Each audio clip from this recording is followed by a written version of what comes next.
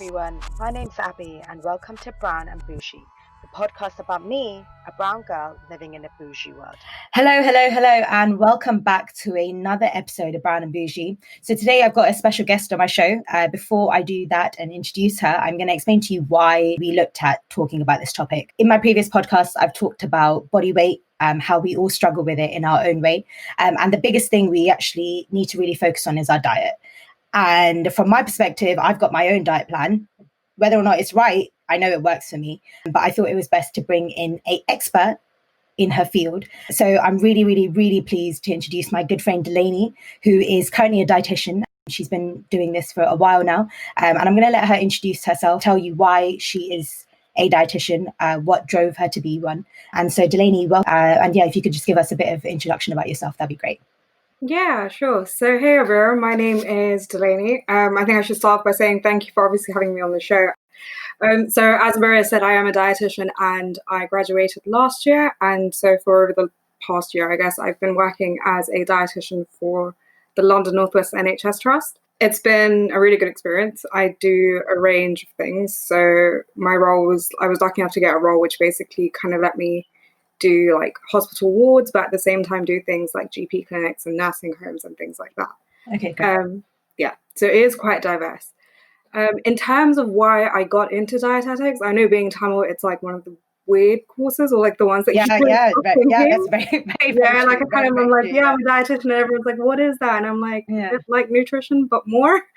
It's actually not a very eventful story, unfortunately. Like I wish there was more like eye-opening revelations and like, oh, this was like my calling in life. Like I feel like that it is now, but when I applied for it, it really wasn't. Yeah, you hit a point where you're just lost, isn't it? Like you're telling an 18-year-old to decide what you want to do with your life, and what do you really know, isn't it? Yeah, I know. And like when I was applying to uni, like everyone kept telling me you have so much time, like don't worry about it now. And then it hit like year 12 first semester and they're like, write your personal statement. And I was like, what?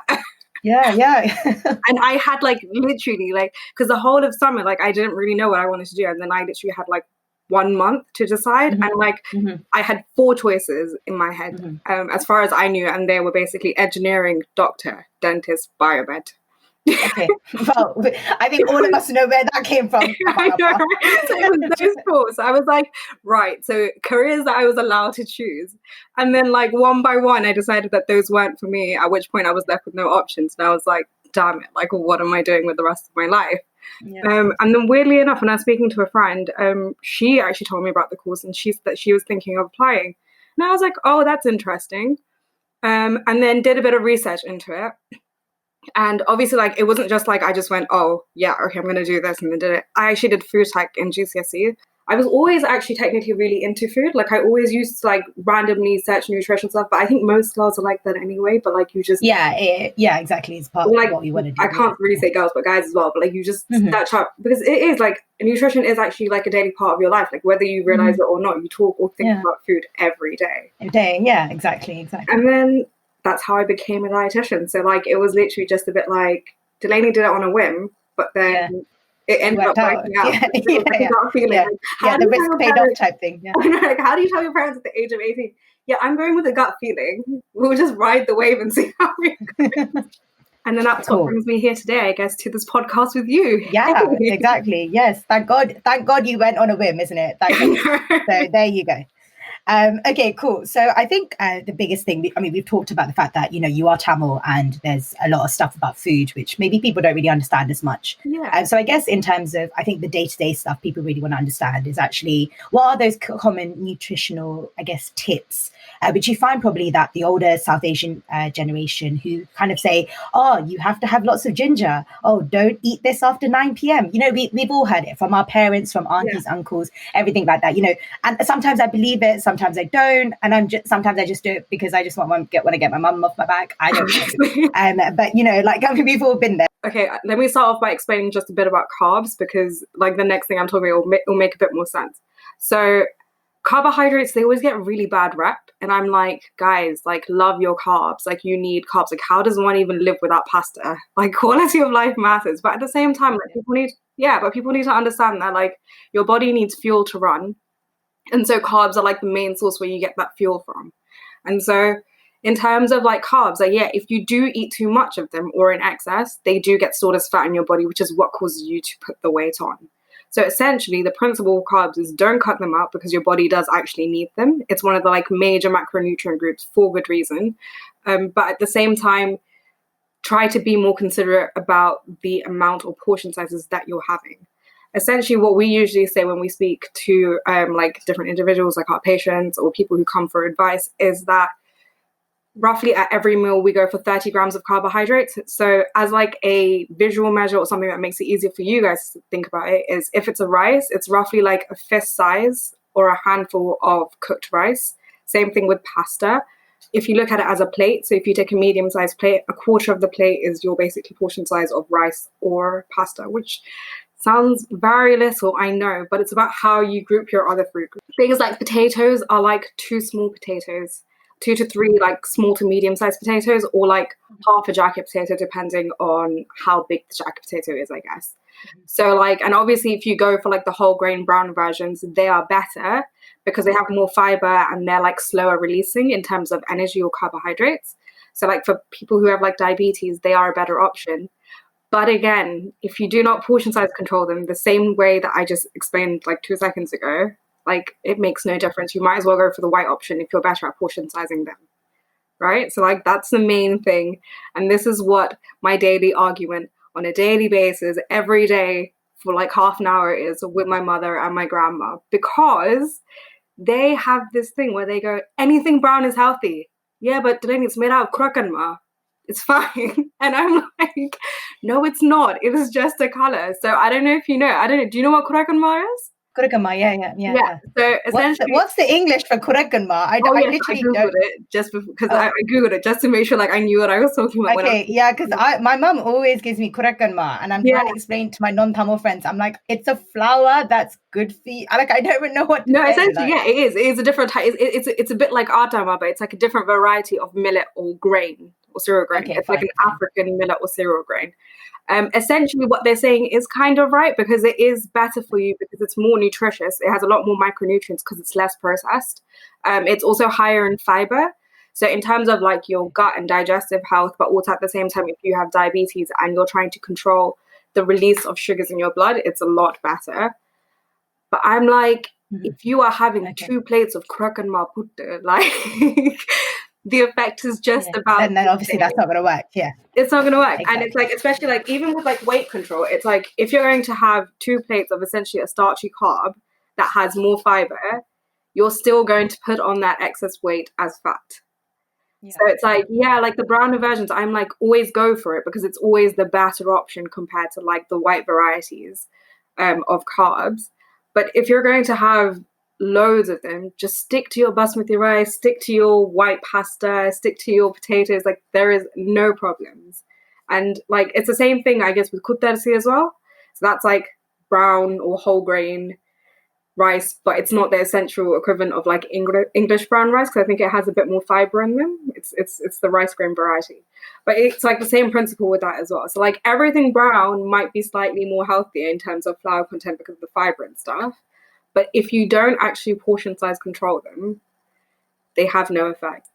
If I had to think of another thing that I hear quite often, and I don't actually blame our community for thinking this, I think it's like social media and like our actresses that we see, even in like English media as well, is that green tea is your miracle cure for weight loss.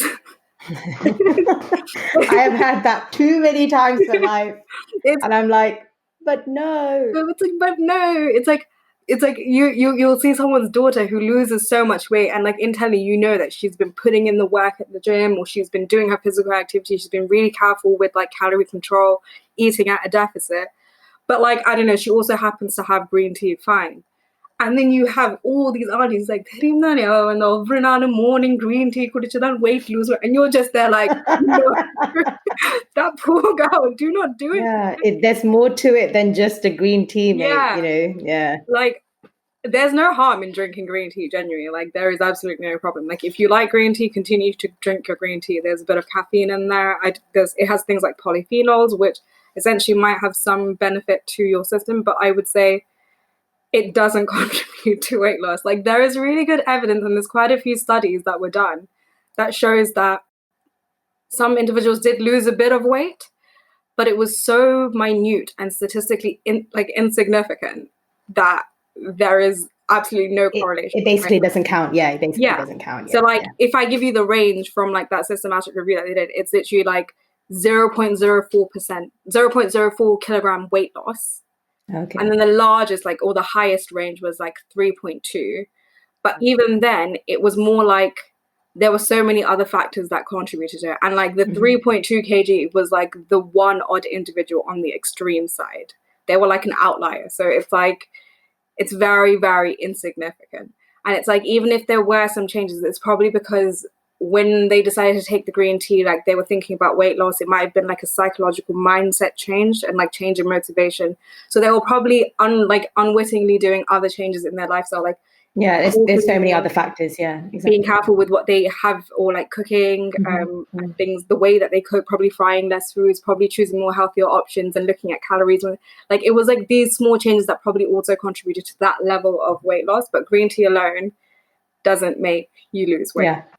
So essentially, it can be done through like exercising and controlling your diet, so you take in less calories than what your body is using, doing various activities during the day, and also from maintenance.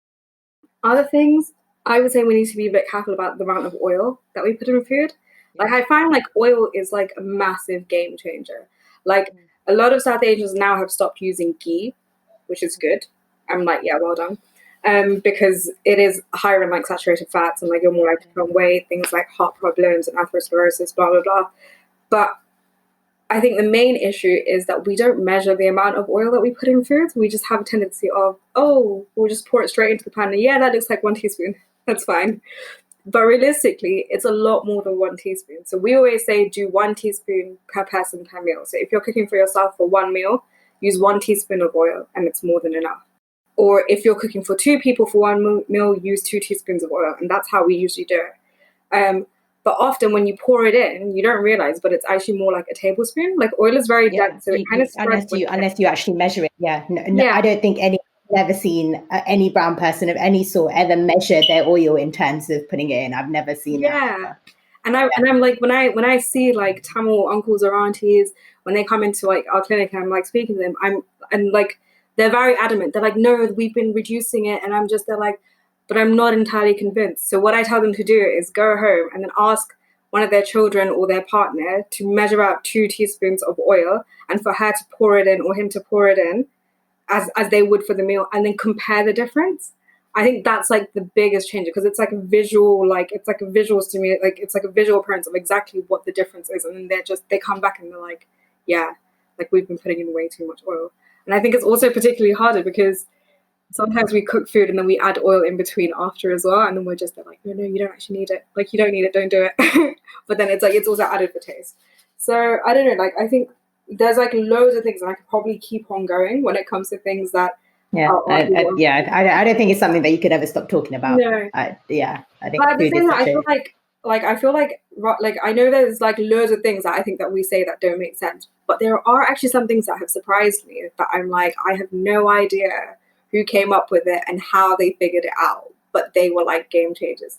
So imagine me sitting in 3rd year in a lecture about irritable bowel syndrome. So that's like, obviously, when you have a bunch of symptoms to do with your GI, quite a few people have it, and they don't really know what the cause is. There's no particular cure because there is no like definitive cause of it. And so for like symptoms of like abdominal pain and bloating, my lecturer, who is like their shit when it comes to like gastroenterology and everything, goes, oh yeah, so linseeds is one of those things that we advise our patients because it has been shown to have like very significant benefits when it comes to like easing the days of abdominal pain and bloating and symptoms of constipation. And I'm just there like, okay, cool, linseeds, take it down as a note. And then he puts up a picture. He puts up a picture of Vendium, and I'm like, no. Whenever I get stomach aches, like ever since I was a child, Mama would just be like, oh, have a glass of water and some Vendium, and she'll give you like 2 tablespoons of Vendium, and she'll just like swallow it whole. And I'm like, no. And then you do it, and then it's fine. I literally put my pen down, sat back, and I was like, oh my days, there is actual evidence. Oh no, they were right. Oh They were right. no. And I went home and I was so excited. I was like, you guys are amazing. Like, oh my God, who taught you this? And then like, obviously they were just there like, yeah, like we got this, like, are you ready? And I'm like, yeah. But yeah, so like, I'm like, I would say like, if there is anyone who has issues with like abdominal pain, bloating, like occasional constipation, indigestion symptoms as well, I guess, like try having a tablespoon of like linseeds with some water. It might actually work. Like there is a bit of contradictory information where like it doesn't work for everyone. It works for some people, but it doesn't. But it's on our like dietetic practice guidelines. Like it's there. like if I was to advise it to a patient, it's actually mind blowing because I can be like, oh, as part of like the dietetic practice guidelines for inflammatory bowel syndrome, if you have these symptoms, you can try having Venthium 2 tablespoons for 3 months every day and see if it eases your symptoms. And so I was just there like, we're not that bad when it comes to our like nutritional facts. And it is because like I mean, there must be some truth to something. Yeah, exactly. Like as much as I sometimes I'm like, oh my God, how could you say this? This makes no sense. But part of me goes, actually, do you know what? Actually, the older generations are probably a bit more healthier than us. They probably live a longer life than us, in terms of nutrition and diets and bodies and stuff. So there must be something that, the generation above and the generation above, like they must have been doing something right. So yeah, there has to be some sort of truth. Yeah, and I think that's also a bit like the whole turmeric thing. Like, fair enough. Like, I know there's like not enough evidence to be like turmeric has like the anti-inflammatory properties and all the properties that they were like discussing in the media like some time ago. But because essentially like it just has a bioactive ingredient called curcumin, and you need so much turmeric to be able to have enough of the curcumin to have a biological effect. With South Asians, we include turmeric every day in almost every meal in small amounts over a very long period of time. Like I don't remember ever having a meal without it having some kind of turmeric in it. So I'm like, right, the evidence might not be there, and it might not be at a stage yet where they can be like, yes, there are like significant benefits. But I also think there's no harm, and I'm like, there probably is some science behind it, or there probably is something that it can do that might help. So when my patients are like, can I add turmeric into my meals? I'm like, I look at their medications, and if there's like nothing that's just like it might interact with it, I'm like, yeah, no problem. Yeah, exactly. Yeah. Okay, cool. So I guess my next kind of thing, I mean, this is personally something I've like sort of struggled to deal with, in terms of the relationship between your body shape and your proportion. I think body shape is a big thing as well. So I listened to your podcast that you did last, and I was just like, that is such an enlightening podcast. So like, well done to you. Thank you. Thanks. Thank you. I was like, thanks, savage, but stating the facts. Well done. But yeah, no, that was so good. But like, it is true. Like, I think body shape is one of those things that you always hear about, particularly in our community. I'm sure you hear about in other communities as well, but I can't speak for them because, again, I'm part of the Tamil community, so I'm always surrounded by it. And I think the first things that people need to understand is the frame of your body is a massive determinant of what your size is going to be like, or what the shape of your body is going to be like. It's also determined by things like genetics. So it's like you said, height is one of those. Sometimes you will just be short, like you just can't, like you will be 5'1" forever, you'll be 5'3" forever. Like fair enough, if you're taller, you're more likely to have a slimmer frame because of your height. That's not always true. Sometimes you can have a bit more of a bulkier or a larger frame being taller, but again, it's very much dependent on things like genetics. And it's not like a blanket rule where if you're tall, you're going to always be slim, and if you're short, you're always going to be like, you get like varying body sizes. Does that make sense? I think the key there is you need to kind of get to know what your body shape is like, and you need to learn to be okay with it. Like, I don't know if I can really say that, but from my experience, it took me a really long time to figure out that I may never get a thigh gap. Yeah, same yeah, here. I was like, no, I'm working out and I don't understand why I can't get it, but it's just how your body is. Yeah. It took me a really long time to be like, oh, okay, that's fair enough. Because I spoke to like personal trainers at the gym, and I was speaking to other dietitians and things like that. And it's literally to do with the way that my body is like genetically made up to deal with fat distribution. So I may never lose that thigh gap, and that's fine. And there's like a lot of other factors to do with it. So like the thigh gap is not life. like at the same time, like sometimes the way in which you deposit fat is also very different. So like some people put more fat in their thighs, some people put fat immediately on their back. And now that too is to do with genetics. Like your body shape will fluctuate, and that's really normal. Even on a day-to-day basis, like if you weigh yourself now and you weigh yourself tomorrow, your body shape will fluctuate. But the key thing is, I think it's really important to know or have a realistic expectation of what your body shape will look like if you reach your target goal, if you have a target weight, or even if as you are, like it's being okay with this is what my frame is like I'm probably not going to have a body like Kim Kardashian. Makes sense? Yeah, So, of course, yeah. Yeah, and I think it's one of the hardest things to explain to family as well. So it's like it's a really difficult conversation because you're always trying to explain, and they're like, no, it's possible, you just need to lose more weight, it's possible. And then you're just there like, no, like this is like that is physically impossible, or that ideal is physically impossible because my body shape isn't like that. The frame of my body isn't like that. And even if I was to lose weight and put on the muscle mass, it probably won't look like that because my build isn't built to be like that. Okay, great. So before we sort of come to the end, I guess it would be really great for you to share kind of 5 top tips in terms of what we should do on a daily basis, whether that, you be a guy or a girl or whatever age you are, just 5 little things that we should do. If you could just give us a few of them, we'll wrap this up. Yeah. Oh, I love this because it's always really simple. Like there's never really like the magical 5 tips. It's always really simple, and it's a lot of things that people know. But I think people always underestimate how simple it is. And so I think top tip number 1 is focus on your daily health and dietary habits. It's not the chocolate or the ice cream that you had last month at Creams or like Treats or whatever. Like it's not the chocolate that you had like once a week or the cake that you had at your friend's birthday last week that makes the change to your weight. It's actually the things that you do every day. So it's probably that 2 biscuits that you have with your tea in the evenings every day, or like the dessert that you have after your dinner every day. It's the things that you do every day that add to your daily calories or your daily energy content that you take in that makes the change. It makes the difference to whether your weight goes up or down, or makes a difference for whatever it is in terms of your general health that you're trying to do. So I think the only way to be able to achieve that is basically to be more aware of what it is that you're putting in your body. Like I know a lot of people probably, it's really daunting to come face to face with what it is that you eat. But I would say try keeping a food diary for around 5 days. So just write down everything that you're eating. You can also write down your mood at the time that you go for a specific food. So you can like also tell whether mood is a trigger or external factors that might trigger your food choices on a daily basis. You also might want to keep a track of like on a busier day, do you find that you reach for things that are more calorie dense because of time or because you're not as like aware of what it is that you're choosing, and taking a look through those and seeing where there are like extra high energy, high fat content foods that are added, and seeing where you can make the changes. So I think it's important, like my top tip 1 would literally be focus on your daily dietary habits or health habits. And if you find it hard to pick out, it might be useful to just get a family member or someone else that you know who you wouldn't mind looking at it, just to see if they can see anywhere where you might be missing something out. But again, like I think it's important at that time also to be honest with yourself, because you do want to, if you want to make the change, you need to be able to see it for yourself.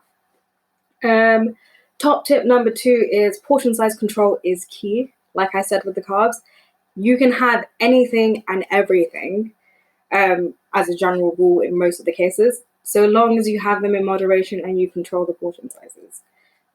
Even that includes things like chocolate. Like having the chocolate like once a week, there is no problem with it. Like it's very unlikely that that is what is causing you to put on weight or stop you from losing weight. Yeah, exactly. Yeah. So that's fine. Top tip number 3 is, okay, so this is this is something that I actually pretty much love, but I know it's also quite hard. It's aim for realistic, sustainable nutritional changes. So the reason why I say realistic is don't set a goal for yourself or a nutritional like a nutritional target, because again, it might not be just for weight loss. It might be just for better health outcomes, or like a better medical condition or medical profile. It could be for those as well. But set it so that it is realistic and that you can work towards it. Like, don't set yourself something with a very short time period that's very difficult to achieve, because nothing is impossible, but it's also not going to be easy. Like when it comes to making changes, they're also very hard, because everything that you've been doing up until now is based on habit. And because it's based on habit, habits are hard to break. So they do take time. So I would say be realistic about the goals that you set. And the reason why I say sustainability is, when it comes to making dietary changes, I always think that like your diet is basically an essential part of your lifestyle. So you don't want to make a change that you only keep for a very short amount of time. Unless, of course, you have one of those where you want to lose this amount of weight for a specific purpose, like a competition or like a wedding or something, and then you're fine with it after. But if your general goal is to improve your nutritional status as a whole, I would say think of sustainable changes. So things that you can keep for a long term. Like you don't want to make changes that are very difficult to keep or very unrealistic or don't really have the benefits and aren't effective. And then you let go of them, and then you end up going back to where you were, or even at a worse starting point than you were before. Yeah, I think that's a really good point, because I think loads of people get into the very big loop of a crash diet. Like they go, it's fine, I'm literally just going to starve myself for 2 weeks, and then literally I'll be fine. But actually, I've noticed, because I'll be honest, again, I tried that one time. I didn't starve myself, but I really, really, really cut down on meals for like a 2-week period. And yeah, I lost weight. Yeah, great, happy days. But literally a week after, I actually put on all that weight and actually put on more weight on top of that. And I was like, after that, I'm never doing this again. So actually, you're right. It has to be sustainable. You have to think long term. If short term is what you want, and if you're going to be happy with putting that weight back on, fine, that's on you. But I agree. Yeah. Long term is always better. 100%. Yeah. I definitely agree. Yeah. And I also think, like, especially when you're saying that, like, I get really concerned when people say that they want to go on crash diets. Like, okay, fine. If again you have a specific goal and you're not really concerned about what happens after, or like if you're already having a good diet, but then you go further restrictive, and then you go back to having a good diet after, like, again, it's up to you. But I'm really concerned when it comes to things like crash diets, and that's why I talk about sustainability. It's because you can get very much deficient. Like nutritional deficiency is a thing, even if you're still within a healthy BMI. Yeah. Like you might lose so much weight, but at the same time, depending on what you're cutting out or what it is that you're not having, you can become nutritionally deficient, and that's something that we don't want.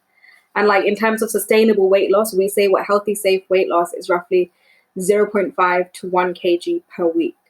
So essentially in a month, we would expect you to lose, like if you're maintaining the changes consistently or safely, at least 2 to 4 kgs in that month is what we would expect. All right, fine. Yeah. So 4 kg is a lot. So like if you're expecting to lose 20 kg in 2 months, like I would say that's not realistic. No, yeah. Sure. It's not realistic. Like, yes, you might be able to do it, but again, like, are the changes going to be sustainable? Like, are you going to be able to maintain this after? What is your, like, also your psychological, mental well-being going to be like? Like, are you going to be happy during this period, or is it going to put you in a place where you develop other unhealthy habits? Like, these are all factors that I would say that you would also need to consider as well, and it's like be careful about, because again, this is your body. Like, you need it for the rest of your life. And diet is a really important part of that, and it's also like it's not just about looking after your body, but it's also about looking after like your mental well-being and your social well-being and everything else as well. So top tip 3 would be aim for realistic, sustainable nutritional changes. Going on to top tip 4, I would say try not to drink your calories. So the things that we drink, we don't really take into account as calories, or we don't take into account as it goes with your food. It also affects how much you're taking in on a daily basis with your energy content. This is probably going to be very concerning for those of you who haven't heard it, because the first time I told my brother, he was like, sorry, what? But 1 can of Coke, so the standard cans of Coke that you can buy at like supermarkets or whatever, has roughly, okay, like disclaimer here, like don't sue me, Coca-Cola, like 1 can of Coke has like 9 teaspoons of sugar, right? Wow, that's crazy. Yeah. Oh my God. Yeah, 9 teaspoons of sugar. Public Health England tell you that roughly you should have 5 teaspoons of sugar in a day. Yeah. And that 1 can has 90. Oh, great. And that 1 can has 9 teaspoons of sugar, and those 9 teaspoons of sugar has 140 calories. Now, bearing in mind that those 140 calories get cleared from your system very quickly, so it doesn't really make you feel full. It doesn't make you feel like satiated. So you're likely going to have a meal within the next 2 hours anyway. And that meal is going to likely be your standard 500 calorie meal, which is like... So there's no real benefit. Yeah, exactly. Yeah. So it's like 500 plus that 140 calories from like the Coke. And then like if you have 2 Cokes, that's like almost 300 calories. So it's like really like it's not really taken into account. So like calories is like a really big thing. Like there are people who have like breakfast but also have a milkshake or a smoothie alongside it. And I would say, like, I always try to tell people not to drink their breakfast because essentially you've blended all the fiber, so your body has nothing to digest, so it will get cleared through your body really quickly, so you get hungry quicker. And so you're more likely to go for food more sooner than you would if you were to actually have the fruits as a whole. Okay, fine. Again, and you're drinking again, you are like, and you feel less satiated or less satisfied with the meal, which is also why you probably go for more food sooner than you would. Like it might be like your mid-morning snack might be even more higher in calories, or you might crave something just to keep you full at that time. So I think drinking calories is a big thing, and I'm be more aware of it. Like it's fine if you have the occasional milkshake or like whatever, and the occasional Coke is fine. But like, can you imagine having 90 grams of sugar in just one can of Coke every day? And people do it. You know, sometimes at lunch at work, it's a quick fix, isn't it? It's just like, I'm just going to have a sandwich and a Coke. So that's something. Top tip number 5. I don't know if this is really much of a top tip. This is just something that I felt like everyone should know. Get your vitamin D, guys. Like, bone profile or bone health is like a massive thing. Like I don't think we really like a lot of people don't take it seriously enough, but like because we are a South Asian community, our skin tend to be darker as well, and because of the melanin we don't absorb as much vitamin D as like our Caucasian counterparts would from the sun. And also vitamin D, like yes, you can find it in food, but it's very difficult for your body to actually like it's very difficult to get. You would have to have like so much of the food to be able to get it. So it's not absorbed as well in the gut. So that's another thing. So what I would say is look into maybe getting something like a vitamin D supplement on a daily basis, or even think of like a multivitamin which includes vitamin D in it. You can just go to like one of the pharmacies and you can ask them that you want to look into getting like vitamin D supplementation for a daily basis for your health, or for bone health, and then they will recommend the ones which would be most suited to you. So I would say that's something that I would want everyone to consider. You don't like it is mainly advised, like the supplementation side of thing is mainly advised for like particular at-risk vulnerable groups, like the elderly over the age of 65, when you're younger, like in the growing stages, or if you like up until you're like 18 when your bones are still growing, or if you have something like young pregnancy and you haven't reached peak bone mass density. But I don't think there's any harm in vitamin D supplementation for maintenance on a daily basis for anyone within the South, because I don't think we get enough sun, and especially if you live 100% no, we don't. And especially if you live in the UK, I'm like, we get sun, like this is a miracle. Like recently over the last few weeks, it's actually a miracle. We mostly go most of the year round without any sun. So exactly. I would say that's also something that you might want to consider. So those are my top 5 tips. Okay, cool. All right, so that pretty much wraps it up. Thank you so much for joining me. I'm more than sure that loads of people, including myself, I've learned a lot of really new things, and actually there are loads of things that I probably do that I know I shouldn't or don't, and I know I should, etc. So thank you so much for your time. And as always, my tune of the day session is chosen by my guest, and I believe you've chosen a tune for today. So I'm going to let you introduce it. And thanks again for joining me. Thank you so much for having me anyway, Vera. It's actually been quite a fun experience. I was quite nervous, so I hope your listeners did get something out of it. And if anything, I'm sure they'll love it. So the tune of the day, something I've been listening to quite a bit recently, and I feel like especially in the mornings it like gets me pumped, is Aya Nakamura's. I probably don't say her name right. Aya Nakamura Puki. It's a tune, guys. Take a listen. Thanks again. Don't forget to like, comment, and subscribe to my channel, and also follow me on Instagram at brownandbougie__. I hope you all have a great day wherever you are, and don't forget to tune in next time. See you soon. Bye.